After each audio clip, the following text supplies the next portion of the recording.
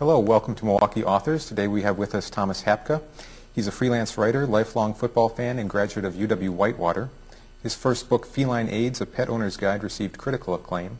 Tom is working toward a degree in holistic veterinary medicine while continuing his writing career. The book we'll be focusing on today is called Letters to Brett Favre, a Fan Tribute.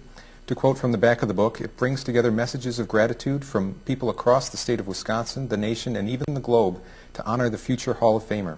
But this tribute to Brett Favre is not just about a talented football player, it's about the man behind the number 4 and what his toughness, courage, and the love of the game have meant to us all. How exactly did this book come into being? Well, for starters, thank you for having me on your show. I appreciate the opportunity. The book was born in the wake of Brett's retirement from the Packers last year. Like so many other fans throughout the state of Wisconsin, Brett's retirement had a profound impact on me. Even though I've never met him or spoken to him personally, I felt like somebody I knew, like in a way it was like a feeling of an old friend passing away, as strange as that may sound. And in my hometown, Whitewater, there were people walking around, I guess you could say, in a state of mourning. That was the emotional tone of it. People were very saddened, but there was also this common thread between us in that so many of us wanted to reach out to Brett, contact him by writing, call him on the phone, whatever, and just say thank you for all the years he had played, the inspirational way he had played, and what he'd meant to all of us as fans. But it seemed pointless to try to send him a letter. He gets more fan mail in a given week than I think some world leaders do. And I understood, okay, if I send him a letter, there's no hope he's ever going to see it. It's not likely. And wherever I went, the gas station, the grocery store, when I went to get my hair cut, everywhere I went, I was encountering people who had the same story. They all wanted to reach out to Brett and say thank you or just share their thoughts about what his career had meant to them and their families, but they felt it was a hopeless task. And somewhere along the way I had this idea for a book comprised of letters, my letter as well as the letters from other fans, and the idea for Letters to Brett Favre, a fan tribute, was born out of that experience. How did you go about collecting the letters? When I started out, I was on my own doing the project by myself, and I took to the internet. Well, actually, before that, I take that back. I started out in my hometown, and I approached a number of these same people who had spoken about this with so much passion at the restaurants, the gas station, wherever I'd been, and suddenly when they were put on the spot and said, hey, you've got a chance to deliver on that letter to Brett, go ahead. A lot of them got cold feet. You mean other people are going to see my letter? It's actually going to be in a book? Suddenly, they weren't feeling so brave about going through with their letters, and only a few of them did. And so I took to the internet, and I started searching for other fans, and I found there were fans who had published moving letters on their sports blogs. There were sports writers who had done some pretty wonderful letters in their papers and such. And I was able to collect a number of those, but I was well short of what was required to complete the book. And in my travels, one day I just had kind of a random chance encounter with Eric Rolfson.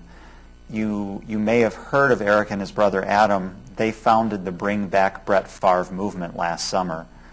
They founded a fan movement based on their website, bringbackbrettfavre.com, and mobilized thousands of fans to hold rallies up in Green Bay. They even made the national spotlight with appearances on Greta Van Sustren's show on Fox News and a number of other programs. And when I had my first conversation with Eric, my hope was that, hey, maybe you and your brother will write letters for the book. Well, they took it a step further, and they said, we'll do you one better. We'll put our fan organization behind this, and we'll collect letters through our website. They made a mention of the book on their website, and the heavens opened up. Hundreds of letters poured in from all over the world, some as far as Sweden. It was almost like preparing the roster for a sports team where you have to make cuts. There were good letters that didn't make the book because there just wasn't room. I think at one point we had over 500 letters, and there simply wasn't enough room for them all. Wow. How long did it take to put all of it together from concept to completion for the book? Admittedly, there was a little bit of stop and start. In the beginning, when I had the idea for the book, the first thing was to start mapping out the architecture of the book. And that was a few weeks of me just doodling on Post-it notes and giving it some thought. And then I started writing the chapter introductions. And there again, that was an on and off again process of getting that complete. And then, of course, the drama in the summer with Brett deciding he wanted to come back added some chapters to the book. Basically, I had started, I would say, in April of 2008, and the bulk of the work was done by October. It's not just a collection of letters. It is broken up into chapters. Could you talk about the different chapters and how? Sure, I could. It is broken up into different chapters, and I may actually refer to the book. I know it by heart for the most part, but since we have a copy here, it's broken into chapters that are oriented around a number of themes. For example, the opening chapter, "Oh no, Brett died." That chapter was inspired by the emotions that I was seeing in people around me. The day of Brett's retirement, there was such a profound sadness throughout the state that if you had been someone from another country just flying in, you would have thought that every person in the state of Wisconsin had a death in their family, even though Brett was obviously okay. He had just left his job. The Brett Was One of Us chapter was inspired by the fact that so many people told me they felt like Brett was just a common, everyday working person just like they are. He wore jeans to work, not a suit. Unlike so many other superstar athletes who make a lot of money and show up in a Mercedes or a limo, Brett was frequently seen on the streets of Green Bay in an old pickup truck and waving to the fans as he went to work. So that chapter is oriented around that theme. My wife loves Brett Favre, fairly self-explanatory chapter. Brett's greatest game, that was one of the great debates after Brett retired. There were so many people, sportscasters and fans alike, debating what was his greatest game, what was his greatest performance. And so that chapter was based around trying to answer that question from my own perspective. Respect around the league. I have seldom seen an occasion where a pro football player retired and there was such an outpouring of respect from teammates and opponents alike. And I felt the need to capture that in a chapter. Brett, You're Our Hero is another chapter that's devoted to the inspirational factor that Brett seemed to bring with him. There are profound stories in the book from people crediting Brett with helping them through a variety of life challenges, from illnesses to deaths in their family to the loss of jobs, even though they've never met him.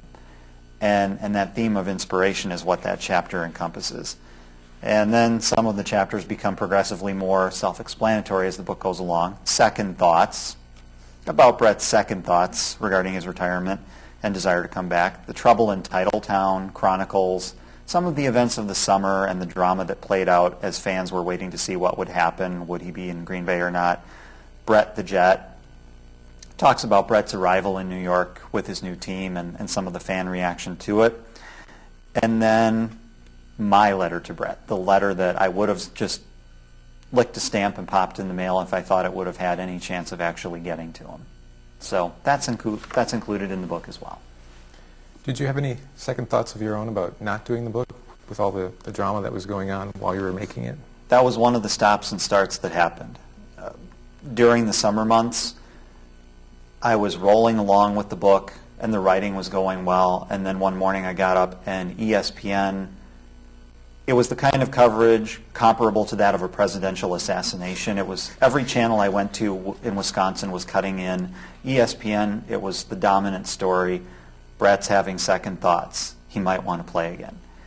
And I paused. There was a period of about 10 days where I stopped work on the book because I thought, well, maybe this is the end of the story.